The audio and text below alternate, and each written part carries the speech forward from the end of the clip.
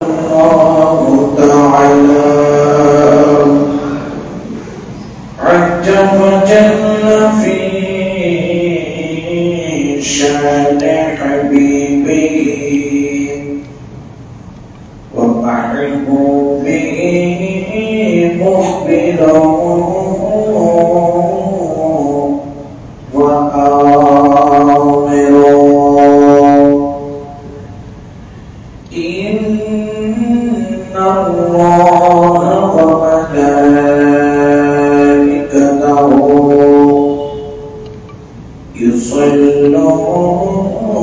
يصلون على النبي يا أيها الذين آمنوا صلوا عليه وسلموا تسليما صلى الله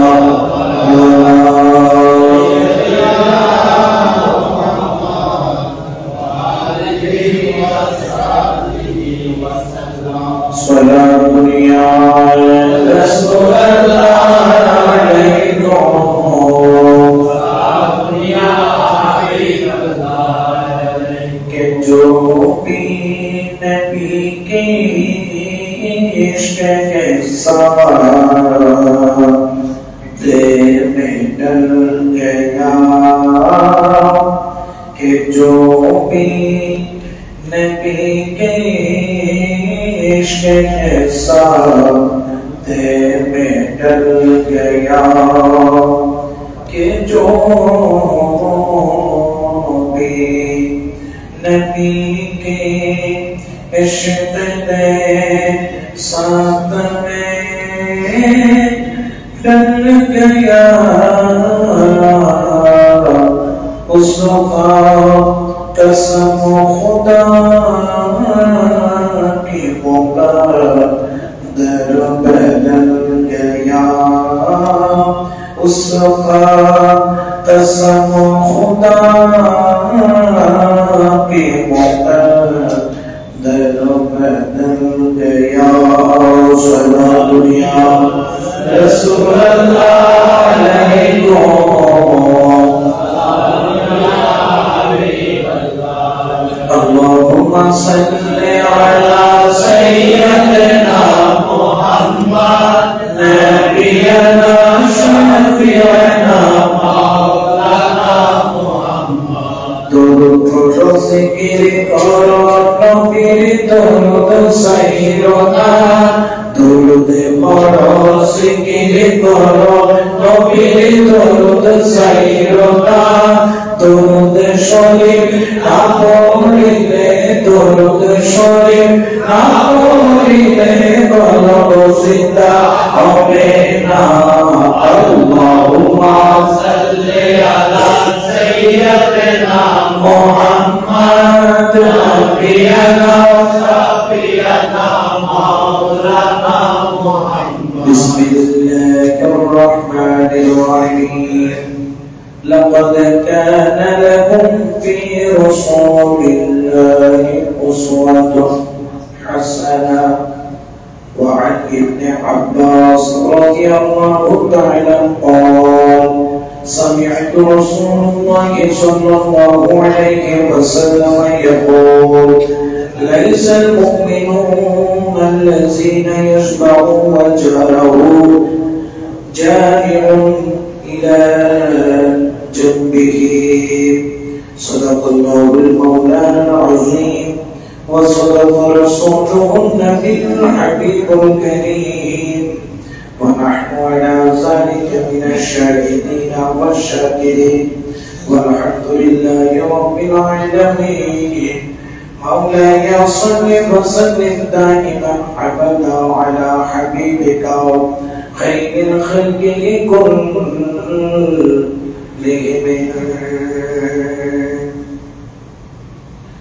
الحمدللہ شکر للہ মহান রব্বুল আলামিনের দরবারে লাখ কোটি শুকরিয়া আদায় করছি যিনি আমাদেরকে আজকের এই পবিত্র ইয়াউমুল জুমার এই দিনে ঐতিহ্যবাহী সৈয়দ হাসান আলী জামি মসজিদের মধ্যে সবার আগে এসে মাওলার বান্দেগীর উদ্দেশ্যে হাজির হওয়ার যে তৌফিক মেহেরবানি আল্লাহ আমাদেরকে দান করেছেন উচ্চ আওয়াজে বলি আলহামদুলিল্লাহ। লাখো কোটি দরুদ ও সালাম রহমাতুল লিল আলামিন হুজুরে পুর নূর আতায়ে মেদার হযরত মুহাম্মদ মুস্তাফা সাল্লাল্লাহু আলাইহি ওয়াসাল্লামের দরবারে আসহাবে রাসূল খুলাফায়ে রাশিদিন পাকে পঞ্জতন হাসনাইন কারীমাইনের দরবারে दुरूद सलाम नजराना पेश करे हुजूर गौसे बगदाद ख्वाजा गरीब नवाज गौसुल आजम मजमुन अली दरबारे तहिया ताज़ीम तस्लीम पेश करे मौला करीम যদি মেহেরবানি করেন মসজিদে নজরে করম হয় কিছুক্ষণ সময় আলোচনা করার চেষ্টা করব ইনশাআল্লাহ তাআলা। আল্লাহ পাক রব্বুল আলামিন আহকামুল হাকিমিন আমাদেরকে দুনিয়ার মধ্যে চলার জন্য একটি গাইডলাইন দিয়েছে, যে গাইডলাইনের মধ্যে আল্লাহ পাক আমাদেরকে ঘোষণা করছেন, আল্লাহ দেওয়া গাইডলাইনের নাম হচ্ছে কোরআনুল কারীম। এই গাইডলাইন দিতে গিয়ে আল্লাহ পাক রব্বুল আলামিন আমাদেরকে নির্দেশ দিচ্ছেন, লাকাদ কানা লাকুম ফি রাসূলিল্লাহি উসওয়াতুন হাসানাহ। তোমরা যদি কেউ উত্তম আদর্শবান হতে চাও, কেউ যদি হুসনে খুলক উত্তম আদর্শকে ধারণ করতে চাও, আমাদেরকে মডেল হিসেবে নেওয়ার জন্য একটি নির্দিষ্ট একটি আল্লাহ পাক চরিত্র আমাদেরকে দেখিয়ে দিয়েছে। সেটা হচ্ছে কি, সেটা হচ্ছে গিয়ে তোমরা যদি কেউ যদি আদর্শবান উত্তম আদর্শবান হতে চাও, তাহলে সেই আদর্শটা খুঁজে পাবে রাসূলুল্লাহর ভিতরে। তোমাদের জন্য রাসূল পাক সাল্লাল্লাহু আলাইহি ওয়াসাল্লামের মধ্যে উত্তম আদর্শ দান করেছেন আমার আল্লাহ। সেজন্য বলছেন তোমরা রাসূলকে নিজের জীবনের উত্তম আদর্শ হিসেবে তুমি গ্রহণ করো। বড় করে বলো সুবহানাল্লাহ। কারণ আদর্শ নেওয়ার মতো অনেক ব্যক্তিত্ব আছে, আদর্শ নেওয়ার মতো পৃথিবীতে অনেক দামি ব্যক্তি আছে। যেমন ধরেন খ্রিস্টানদের পক্ষ থেকে 100 জন শ্রেষ্ঠ মনীষীর নামের উপর একটা কিতাব বের করা হয়েছে। বাজারে গেলে আপনি দেখবেন ফুটপাতে 100 মনীষীর জীবনী লিখেছেন, কিন্তু 100 মনীষীর জীবনী যেখানে লিখেছেন, যদিও বা কিতাবটা লিখেছে বেদরুগী, কিন্তু সে যখন 100 মনীষীর জীবনী দেখলেন, সেখানে 1 নম্বরে এনেছেন আমার দয়াল নবী রহমতুল লিল আলামিন। তাহলে আমার রাসূলের চাইতে উত্তম আদর্শ পৃথিবীর বুকে আর জোরে বলেন আর কেউ নাই। তো উত্তম আদর্শবান হতে গেলে কিছু জিনিস অর্জন করতে হবে, কিছু জিনিস বর্জন করতে হবে। আমার মতো অনেক ভালো দিকও আছে, আমার মতো অনেক খারাপ দিকও আছে, কিন্তু আমি যখন রাসূলের পাকের উত্তম আদর্শ হিসেবে নিব, তাহলে রাসূল যা বলতো আমি তাই করব, রাসূল যা নিষেধ করতো আমরা সেগুলা থেকে নিজেকে দূরে রাখবো। এইজন্য কোরআনে পাকে যারা আগে উলামা, যারা এলাকার কর্তৃত্বস্থানীয় সমাজের নেতা বা এলাকার সরদার বা এলাকার সমাজপতি, যারা এলাকার রাষ্ট্রীয় দায়িত্ব থাকে, আমার আল্লাহ তাদেরকে একটি জিম্মেদারি দিয়েছেন, কুনতু খায়রা উম্মাতিন উখরিজাত লিন-নাস তা'মুরুনা বিল মা'রুফ ওয়া তানহাউনা আনিল মুনকার। আমার আল্লাহ পাক রব্বুল আলামিন আমাদেরকে নির্দেশ দিচ্ছেন, তোমাদের মতো উত্তম জাতি হলো ওই ব্যক্তিগণ যারা কি করে, উখরিজাত লিন-নাস, মানুষদেরকে তারা বিভিন্ন অন্যায় কর্ম থেকে মানব জাতিকে আল্লাহ পাক রব্বুল আলামিন যে নির্দিষ্ট নিয়ামত দিয়েছেন, ওই নিয়ামতের মাধ্যমে মানব জাতিকে কল্যাণের জন্য আল্লাহ পাক সৃষ্টি করেছেন। কেমন কল্যাণ? কল্যাণটা দান করে বলছেন তা'মুরুনা বিল মা'রুফ, তোমরা মানুষদেরকে ভালো কাজের জন্য উৎসাহিত করো, ভালো কাজের জন্য উৎসাহিত করো, ওয়া তানহাউনা আনিল মুনকার, এবং মন্দ কাজে তুমি কি করো, বাধা প্রদান করো। যদিও এখন মানুষ ভালো কাজে উৎসাহিত করে না, কোনখানে মন্দ কাজ হচ্ছে সেখানে বাধাও, কারণ বাধা দিতে গেলে নিজে আবার কোন বিপদে পড়ে। একজন মানুষের সামনে একজন মানুষ মারা হচ্ছে, তাকায় আছে, ভিডিও করতেছে। তুমি ভিডিও করার চাইতে দায়িত্ব ছিল, কর্তব্য ছিল, কৌশলে তুমি ওই মানুষটাকে কোন রকম কি করে বাঁচানো, তার চেষ্টা করা, তোমার সেফটি রেখে তাকে বাঁচানোর জন্য চেষ্টা করা, বা তাকে বোঝানো, ভাই তুমি একটা মানুষের প্রতি অন্যায় ভাবে জুলুম করিও না, তুমি ফিরে আসো। কিন্তু এটা না করে আমাদের সমাজ এমন এক চরিত্রের দিকে চলে গেছে যে তারা ভিডিও করতে রাজি কিন্তু অন্যায় কাজে বাধা দিতে রাজি নয়। এটা হচ্ছে গিয়ে সামাজিক অবক্ষয়, এটা সামাজিক অবক্ষয়। আমরা শিক্ষিত হচ্ছি কিন্তু আমরা শিক্ষার আলো আমাদের মধ্যে এখনো জ্বালাইতে পারি নাই। মাঝে মধ্যে মনে হয় শিক্ষিত হচ্ছে অশিক্ষিত ভালো, অশিক্ষিত অনেক। দেখবেন পৃথিবীর সবচেয়ে বড় দুর্ঘটনা যেগুলা ঘটায়, মানে চুরি সামারি ডাকাতি, আপনার এই চুরি সামারি বলতে ছোটখাটো চুরি নয়, হাজার হাজার কোটি টাকা কলমের খোঁচা দিয়ে যারা টেবিলের নিচ দিয়ে আদান প্রদান করতেছে, এরা কি শিক্ষিত না অশিক্ষিত?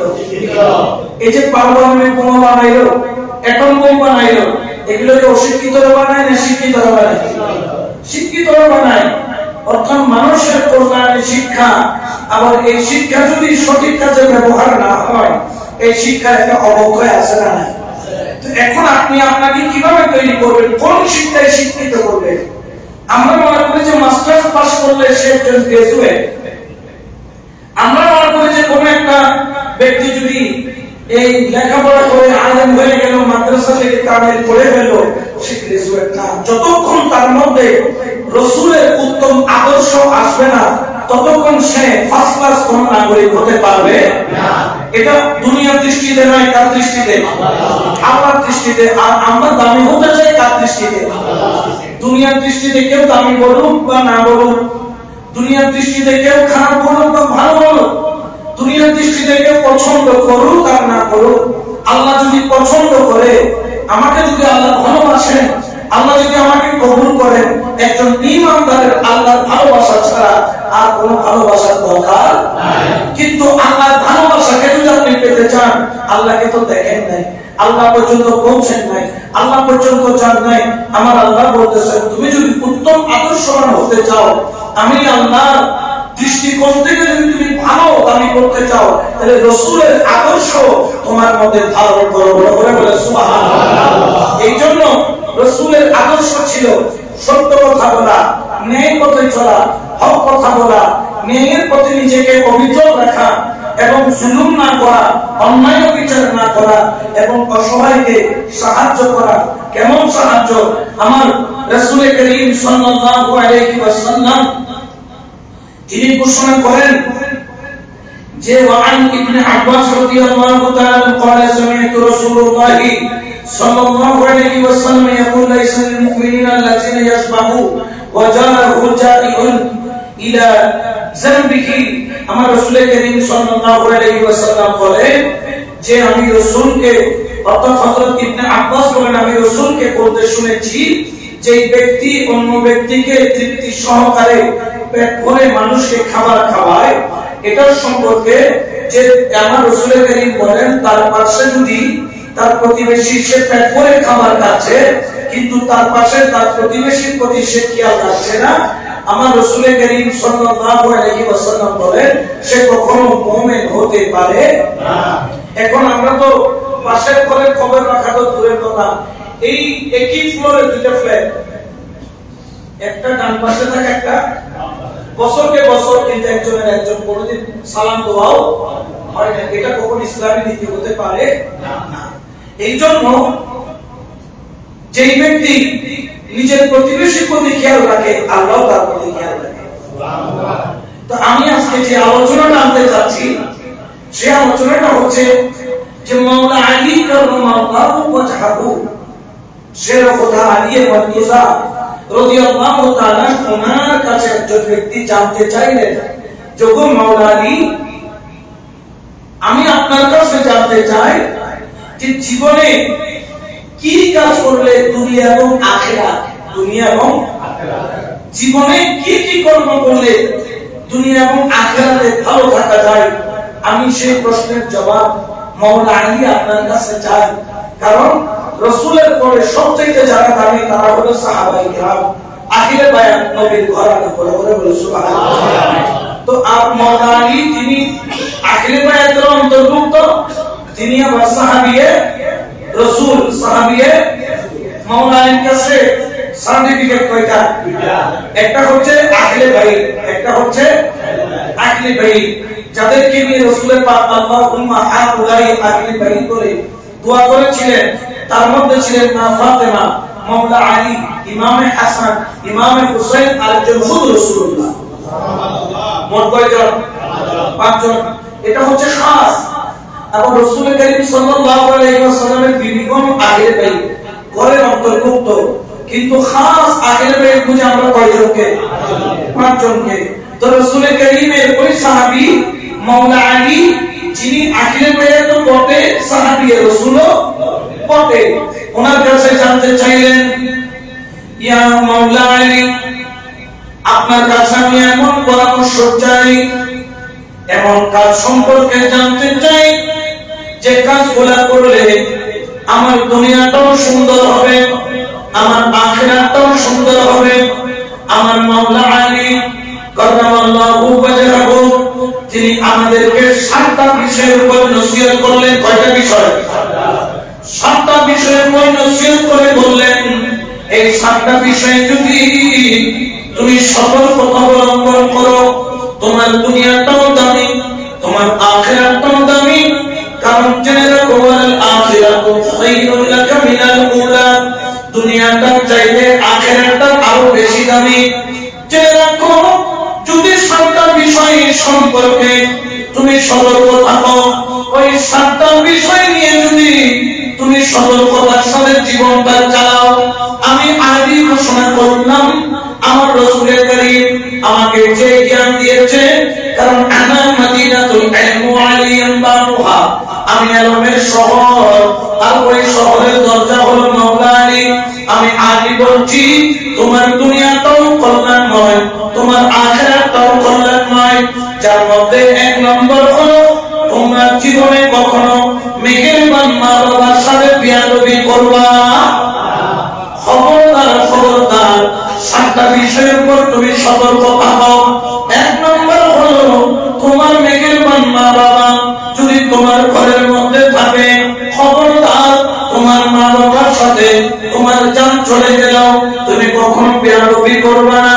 কারণ মা বাবা যদি নারাজ হয়, তোমার নামাজ, তোমার রোজা, তোমার হজ, তোমার যাকাত, তোমার জিকির, তোমার বন্দেগী, তোমার দান, তোমার সাদকা, তোমার সিজদা, তোমার তাসবিহ, তোমার তালিম, তোমার সৎকর্ম কিয়ামতের ময়দানে কামড়ের টুকরার চাইতে হালকা হয়ে যাবে, হালকা হয়ে যাবে। কারণ কি জানেন? কারণ মা বাবার দোয়া যেরকম কবুল, মা বাবার বদদোয়াও কবুল। মা বাবার অন্তরের মধ্যে যদি কষ্ট নেই, আল্লাহ পাক রব্বুল আলামিন ওই সন্তানের জন্য শুধু একটা দরজা খোলা রেখেছেন, যেই দরজার নাম হলো জাহান্নামের দরজা। এই জন্য যদি তুমি দুনিয়া এবং আখিরাতে সুন্দর করতে চাও, আমার মাওলা আলী বলেন, 1 নাম্বার হলো তুমি তোমার মা বাবার সাথে উত্তম ব্যবহার করো, যেটা আমার আল্লাহ ঘোষণা করেছেন, ওয়া'বুদুল্লাহা ওয়া লা তুশরিকু বিহি শাইআন ওয়া বিল ওয়ালিদাইনি ইহসানা। তোমরা আল্লাহর ইবাদত করো, আল্লাহর সাথে কাউকে শরীক করো না, এবং মেহেরবান মা বাবার সাথে উত্তম আচরণ করো। কারণ মা বাবার হক কিয়ামত পর্যন্ত ধন দৌলত টাকা পয়সা দুনিয়াদারি নিয়ে মা বাবার হক একজন সন্তান কিয়ামত পর্যন্ত চাইলেও আদায় করতে পারে না। কারণ কি জানেন? যেই দিন থেকে একজন যুবক যেদিন থেকে বাবা হয়, বিশেষ করে মায়ের মহব্বত দেখা যায়, কিন্তু বাবার মহব্বত দেখা যায় না। বাবাটা একটু ভিন্ন হয়। বাবা মহব্বত করে, কিন্তু এটা বুঝতে দেয় না। বাবা কখন কাজে আসে? যখন তুমি কঠিন বিপদে পড়ে গেছো, কেউ তোমার পাশে নাই, তখন দেখবে যে তোমার পাশে পিলারের মতো যিনি দাঁড়িয়ে আছে, তিনি হচ্ছেন তোমার বাবা। উচ্চ আওয়াজে বলেন না সুবহানাল্লাহ। কেমন পিলার? আপনার এক জোড়া ভালো জুতা কিনে দেওয়ার জন্য নিজের পায়ের তলা পর্যন্ত কি করে ফেলে, ক্ষয় করে ফেলে। এটার নাম কি? বাবা। বলেন এটার নাম বাবা। পৃথিবীর মধ্যে একমাত্র ওই ব্যক্তি যিনি সকাল থেকে সন্ধ্যা পর্যন্ত গাধার মতো খাটে, দলের মতো খাটে, সকাল থেকে সন্ধ্যা পর্যন্ত। আপনি খেয়াল করেছেন আপনার বাবা ঘরের থেকে কয়টায় বের হয়? আপনি খেয়াল করছেন আপনার বাবা ঘরে কয়টায় ঢুকে? যারা দরিদ্র ফ্যামিলি তারা জানে বাবা যখন একদিন রিক্সা চালায়, তুমি দেখিও কত ঘাম বাবার শরীর থেকে টপ টপ টপ টপ করে পড়তেছে। তোমার জন্য দুইটা ধান ভাত এবং তোমাকে একটু ভালো মাংস খাবার তোমার জন্য আনার জন্য এক্সট্রা ওয়ার্ক টাইম করতেছে। বাবা তার স্যান্ডেল ক্ষয় করে ফেলতেছে তোমার জীবনটাকে সুন্দর করার জন্য। হ্যাঁ, একটু বকা দেয়, একটু তোমাকে বকা দেয়, মাঝে মধ্যে তোমাকে একটু করে প্রহার করে, কিন্তু জেনে রাখো বাবার চাইতে অন্তরে মায়া, মায়ের মহব্বত দেখা যায়, কিন্তু বাবার মহব্বত দেখা যায় না। কারণ পুরুষ জাতিটা হচ্ছে এমন যেটা খাটতে পারে। আল্লাহ তাদেরকে খাটার মতো এত দৌড় দান করেছেন, সকাল থেকে সন্ধ্যা পর্যন্ত খাটে। যখন খেলে যখন ঘরে আসে, সন্তান যখন বাবার জন্য দরজা খুলে দেয়, বাবাকে যখন বলে আসসালামু আলাইকুম ওয়া রাহমাতুল্লাহি ওয়া বারাকাতুহু, বাবার ঘরে আসো, গামছাটা বাবার হাতে তুলে দিল, লুঙ্গিটা বাবার হাতে তুলে দিল, গেঞ্জিটা বাবার হাতে তুলে দিয়ে, বাবা তুমি গোসল করে নাও, আমি তোমার জন্য নাস্তা নিয়ে আসতেছি, বা আমি তোমার জন্য টেবিলের মধ্যে খাবার তৈরি করতেছি। খোদার কসম, ওই বাবার সারাদিনের ক্লান্তি ওই সন্তানের একটু মুহাব্বতের অন্তরের আওয়াজটা শুনে বাবার সমস্ত ক্লান্তি মুছে যায়। উচ্চ আওয়াজে বলে না সুবহানাল্লাহ।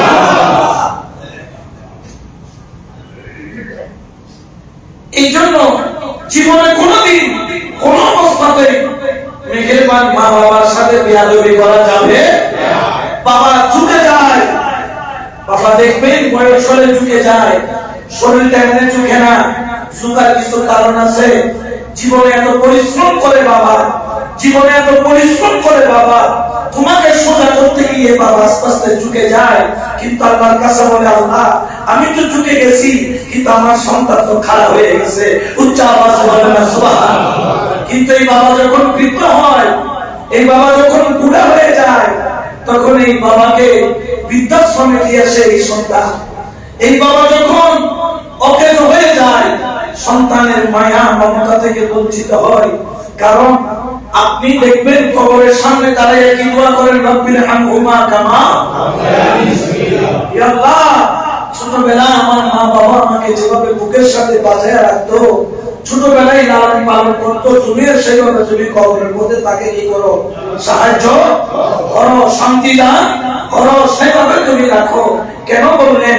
কারণ যখন একজন বাবা মা বৃদ্ধ হয়ে যায়, তারাও ছোট বাচ্চার মতো হয়ে যায়, তারাও ছোট শিশুর মতো হয়ে যায়। একটু চাই যে সন্তান এসে বাবা বলে ডাক দিক, একটু চাই সন্তান এসে মা বলে ডাক দিক। যখন মা বলে ডাক দেয়, বাবা বলে ডাক দেয়, তখন শুধু মা বাবা খুশি হয় তা নয়, আমার আল্লাহ খুশি হয়ে যায়। আমার আল্লাহ বলে ফেরেশতা দৌড় দিয়ে যা, চাই আমার ওই বান্দার আমলনামার মধ্যে মা খুশি হয়েছে, এটার বিনিময়ে একটা মকবুল হজের সওয়াব ওই সন্তানের আমলনামার মধ্যে লিখে স্পেশাল ভাবে দান করে দেওয়া হয়। বড় করে বলো সুবহানাল্লাহ। এই জন্য মা বাবার সাথে কোনদিন ভুলেও বেয়াদবি করা যাবে না। বাবা একটু খিটখিটে, মা একটু খিটখিটে, কথায় কথায় দোষ করে, কথায় কথায় বকা দেয়, কথায় কথায় তোমাকে থাপ্পড় মারে, কথায় কথায় দশজনের সামনে তোমাকে ছোট করে। খবরদার খবরদার, তুমি কখনো তোমার মা বাবার সাথে বেয়াদবি করবে না। যদিও বা আমার নবীর উম্মত যদি মা বাবার সাথে বেয়াদবি করে, যদিও বা তার উপর ইসলামী দৃষ্টিতে কঠিন কোনো শাস্তির ব্যবস্থা নাই, কিন্তু আমার নবীর পূর্ববর্তী নবী যারা ছিল তাদের সময়কালে যদি কেউ মা বাবার সাথে বেয়াদবি করতো, তাদের উপর কতল ওয়াজিব ছিল, তাদেরকে কতল করা হতো। জেনে রাখেন, জেনে রাখেন, মেয়ের মা বাবা যার ঘরের মধ্যে রয়েছে তারপরে মধ্যে বটবৃক্ষের ছায়া রয়েছে। মেঘের মা বাবা যতদিন তোমার আছে, তোমার খাবারের কোনো টেনশন নাই, তোমার ঘুমানোর কোনো টেনশন নাই, তোমার কাপড় চোপড়ের কোনো টেনশন নাই। যেই দিন মা বাবা দুনিয়া থেকে যাবে, সেই দিন আইসা কেউ জিজ্ঞেস করবে না বাবা তুমি ভাত খাইছো, বাবা তুমি গোসল করছো, কপালের মধ্যে হাত দিয়ে দেখবে না বাবা তোর তো জ্বর আসছে একটু করে ওষুধ খেয়ে নে। তুমি খাইতে না চাইলো মা জোর করে খাওয়ায়, তুমি দেখবা না পারো না। তুমি যখন অসুস্থ হও তাড়াতাড়ি মুরগি নিয়ে আসে, তাড়াতাড়ি ছাগল নিয়ে আসে, সৎকার করে দেয় গরিবদেরকে। তুমি যখন অসুস্থ হও তুমি মেডিকেলের মধ্যে 40 দিন ভর্তি আছো, দেখবা 40 দিনের মধ্যে বন্ধু হয়তো বাজাবে একদিন, বন্ধু হয়তো বাজাবে 2 দিন, বন্ধু হয়তো বাজাবে 10 দিন, কিন্তু 40 দিন তোমার মাথার কিনারে যিনি বসে থাকেন তিনি হলেন মেহেরবান মা, মেহেরবান বাবা। বড় করে বলেন সুবহানাল্লাহ। এই জন্য মাওলা আলী রাদিয়াল্লাহু ওয়াজহাহু তিনি আমাদেরকে বলছেন জীবনে কখনো মা বাবার সাথে বেয়াদবি করা যাবে না। কেউ বেয়াদবি যদি করে ফেলেন ক্ষমা চেয়ে নেবেন, কারণ মা বাবা যদি ক্ষমা না করে কিয়ামতের ময়দানে আল্লাহ ক্ষমা করবে, পীর মুর্শিদ সুপারিশ করবে, রাসূল দয়া করবে, এই আশা অন্তরে কখনো রাখিয়ে তারা করবে না। কারণ মা বাবার দোয়া যেরকম দামি, মা বাবার বদদুয়া সেরকম খতরনাক। মা বাবার দোয়ায় বাইজিদ বুস্তামি সুলতানুল আরিফিন হয়েছে। কি হয়েছে? পৃথিবীর বুকে কোন বলি দেখান তো মা বাবার সাথে বেয়াদবি করে ওলি হয়েছে? কখনো আপনি পাবেন না।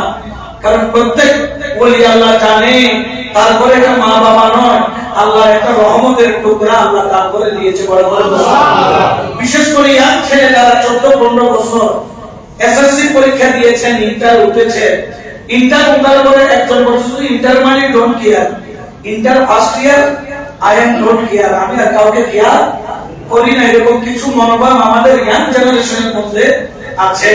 তুমি যত বড়ই হও, তুমি যদি বাংলাদেশের প্রধান উপদেষ্টা হয়ে যাও, প্রধানমন্ত্রী হয়ে যাও, জগতের জন্য তুমি প্রধানমন্ত্রী, কিন্তু মা বাবার জন্য তুমি সেই সন্তান। এই জন্য কখনো মা বাবার সাথে বেয়াদবি করা যাবে না। 1 নাম্বার গেল। 2 নম্বর হলো কখনো কারো উপর জুলুম করা যাবে না। এখন দিন দিন জুলুমের মাত্রা কমতেছে না বাড়তেছে? এত জুলুমের কোন শেষ নাই। চারিদিকে অন্যায়, অবিচার, রাহাজানি, সন্ত্রাসী, জুলুম, বলৎকার, গালাগালি, মারামারি।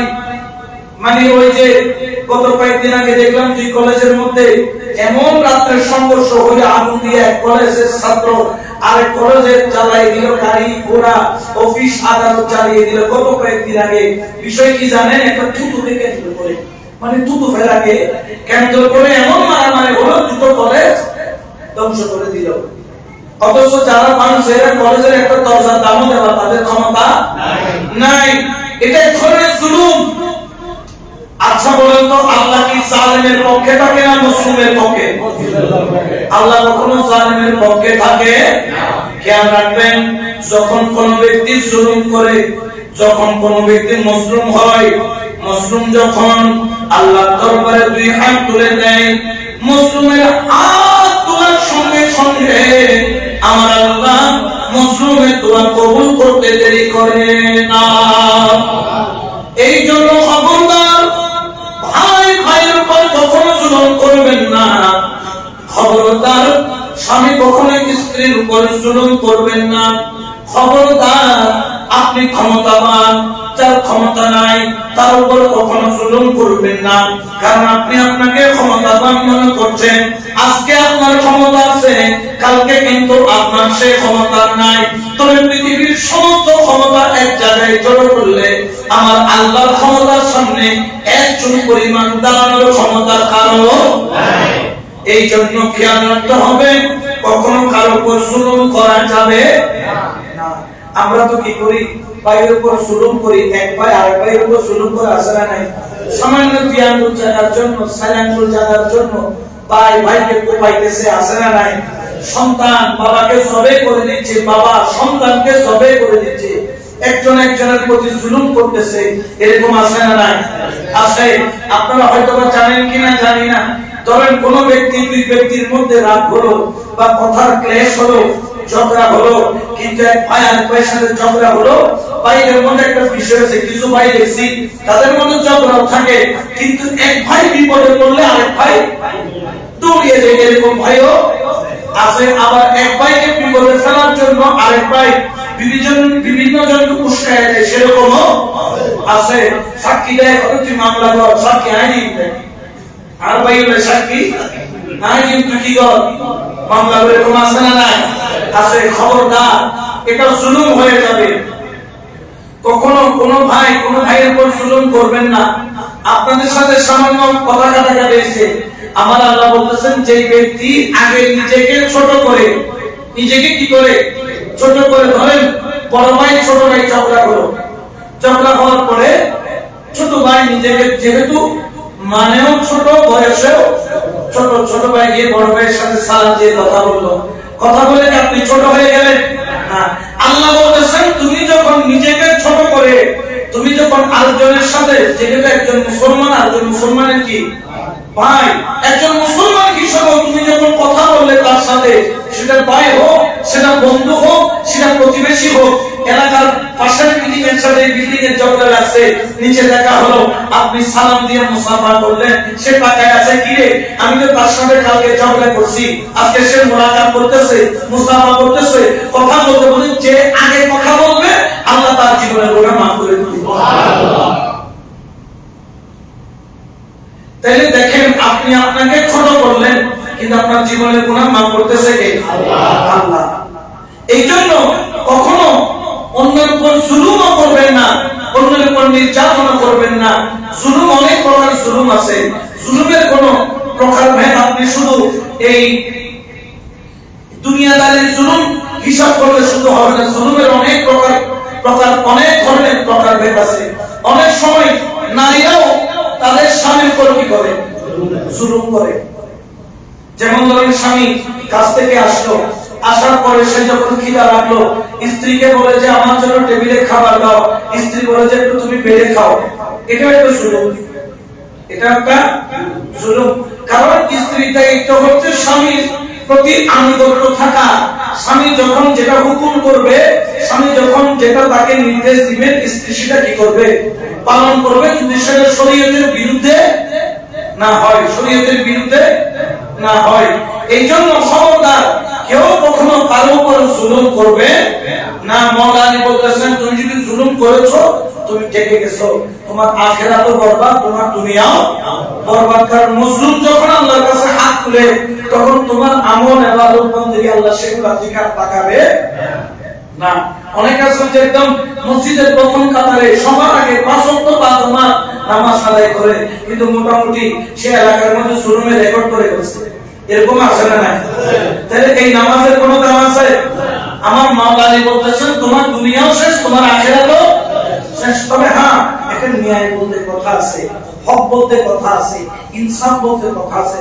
তা আমার হক আমি চাইবো না, আমি ইনসাফ খুঁজবো না, আমি আমার হক কথাটা বলবো না, তবে আমি বলবো সেটা এমন ভাবে বলবো যেটা জুলুমের পর্যায়ে না পড়ে। এই জন্য মাওলানা 7 প্রকারের মধ্যে প্রথম প্রকার বললেন মা বাবার সাথে কোনোদিন বেয়াদবি করবা না। 2 নম্বর বললেন কখনো কারো উপর জুলুম করবা না। তুমি যদি জুলুম করো তাহলে তোমার দুনিয়াও বরবাদ, তোমার আখিরাতও। এরপরে বলতেছেন 3 নম্বর, কখনো তুমি মিথ্যা কথা বলবা না। কখনো মিথ্যা কথা, আচ্ছা মিথ্যা কথা বলে না এমন মানুষ খুঁজে পাওয়া কিন্তু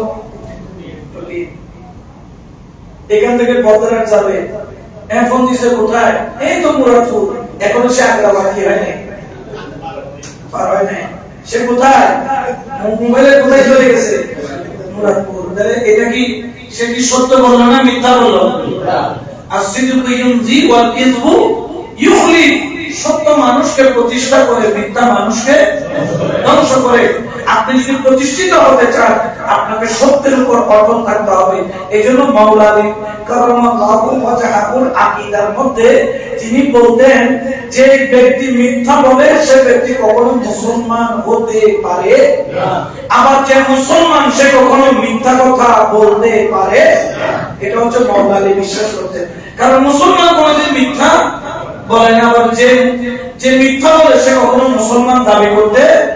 কিন্তু এখন সকালে ঘুমতে উঠে বিসমিল্লাহ বলে মিথ্যা শুরু, এবং ঘুমানোর আগে পর্যন্ত মিথ্যার উপর জীবনটাকে মানুষ চালাইতেছে। এখন হুজুর মির্জা হযরত নবুয়ত হুজুর সাল্লাল্লাহু সম্ভব। আসলে আপনি চলবেন না, আপনাকে আল্লাহ চালাবেন। চালাবার মালিক কে? আল্লাহ। শেখ হাসিনার কি কোনো কিছুর অভাব ছিল? কিন্তু ওই পারে পাঠাই দিছে না? পাঠাই দিছে কে? আবার আমরা যদি তার চাইতে আরো খারাপ হয়ে আবার নিয়ে আসবে কে? আল্লাহ। কারণ সক্ষমতা আল্লাহর উপর। সক্ষমতা কার উপর? আল্লাহর উপর। বর্তমান সময় আমি আমার কথা বলি, গত 2-4 দিন আমার ঘুম নাই, আমার একটা জায়গা, এই ওগুলো হচ্ছে অবশ্যই সরকারি জায়গার মতো। এখন 72 সালের বইয়ের ফলে রেখে রেখে খানকা আছে, জিজ্ঞাসা চলে। এখন কয়েকদিন আগে এসে কিছু এই পট পরিবর্তনের কারণে এসে বলতেছে আপনার এটা আমি দখল করে ফেলবো। তো এই যে সে মিথ্যা জুলুম করে, মিথ্যা কথা বলে যে দখল করার যে পায়তারা করছে, এখন এগুলোর উপর একজন কাদের কুদরতওয়ালা শক্তিওয়ালা একজন আছে কিনা? আছে। কারণ আজকে আপনি যদি কারোর প্রতি অন্যায় করেন, এটার সাজা আপনাকে আগামীকালকে ভোগ করতে হবে। এটার কোনো ধরনের মাপ আপনি কখনো পাবেন না। এই জন্য খবরদার কখনো মিথ্যার আশ্রয় নেবেন না, আপনি সত্য বলবেন, হিকমতের সাথে সত্যটা বলবেন। আমার আব্বা হুজুর কেবলা যখন এই বিদেশ, উনি প্রায় 42-43 বছর উনি পাওয়ার হাউসের মধ্যে উনি ইঞ্জিনিয়ার ছিলেন আবুধাবিতে সরকারি। তো ওনার ব্যবসা ছিল আগে, এখন উনি ব্যবসা ছেড়ে দিয়েছেন। তো ব্যবসার লাইসেন্স পাওয়া কঠিন, উনি লাইসেন্স আরেকজনকে দিয়ে দিয়েছে। তো ওনাকে জিজ্ঞেস করলো যে আপনি ব্যবসা মানে লাইসেন্সের জন্য টাকা খরচ করে আপনি দিয়ে দিলেন কেন? আপনি ওয়াল্লাহ বলে মানে আল্লাহর কসম করে বিক্রি করতে। কারণ কোন একটা জিনিস বিক্রি করতে সৌদি যারা এই কফিল থাকে বা আরবি থাকে, তারা বলে এটা দাম কত, এটা দাম এত, তোমার কি না কত, ওয়াল্লাহ করে বলে। এখন ওয়াল্লাহ বলা তো সম্ভব নামে আল্লাহর নামে কসম করতে, আমার জিনিসটা কি নামে লাভ করবো, কিন্তু আল্লাহর নামে কসম করে মিথ্যা বলে লাভ করার কোনো দরকার। এরকমও কিছু মানুষ দুনিয়াতে আছে। এখন এই সমাজে অনেক পাবেন যারা মানুষকে ঠকায় না, মানুষের সাথে মিথ্যা বলে না, মানুষের সাথে ন্যায় ইনসাফ করে চলে। দেখবেন তার দোকানের কাস্টমার সবথেকে বেশি। কারণ মানুষ জানে তার কাছে গেলে আমি ঠকবো না, তার কাছে গেলে আমি ঠকবো না, সে আমাকে কখনো ঠকাবে না। এই জন্য দেখবেন এখানে অনেক ব্যবসায়ী আছে, এখানে কয়েকটা এই আপনাদের পাঁচটার দোকানের মধ্যে কিছু দোকান খুব নাম করা। হ্যাঁ, আমরা যখন কোনোটা কেন কখনো আপনাকে মিথ্যা বলবে না, একটা পাস বলে একটা পাস কখনো দিবে না। সে সত্য, যেটার দাম 10,000 10,000 নিবে, যেটার দাম 5,000 5,000 নিবে। এরকম অনেক মানুষ আছে। এই জন্য মিথ্যা দিয়ে আপনি ক্ষণিকের জন্য কিছু লাভ করলেন, দেখবেন যে আল্লাহ এর চেয়ে বেশি আপনার ভিতর থেকে নিয়ে যাবে। এই জন্য কখনো মিথ্যা কথা বলা যাবে না, মিথ্যা থেকে বাঁচতে হবে।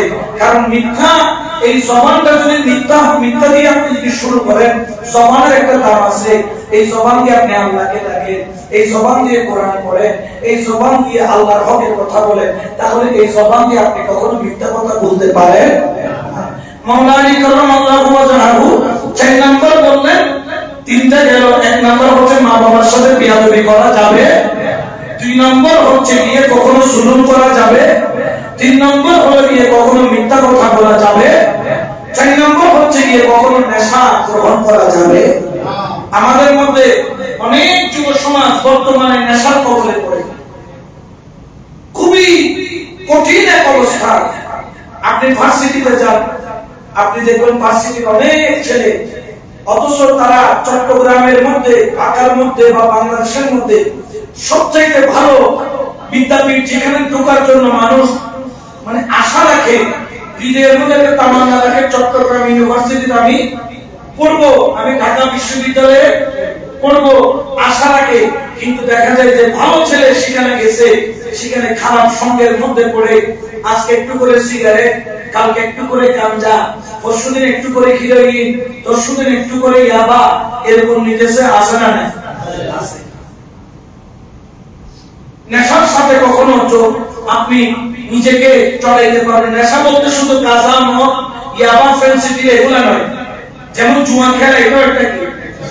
আমাদের অনেক, আমি শিক্ষিত যুবকদেরকে দেখতেছি, এখন তো মোবাইল নামের একটা জিনিস এমন হয়ে গেছে, এখানে ক্যাসিনো চলে আসছে। টাকা দিয়ে বিটকয়েন কিনে সে সেখানে কি খেলতেছে? জুয়া খেলতেছে।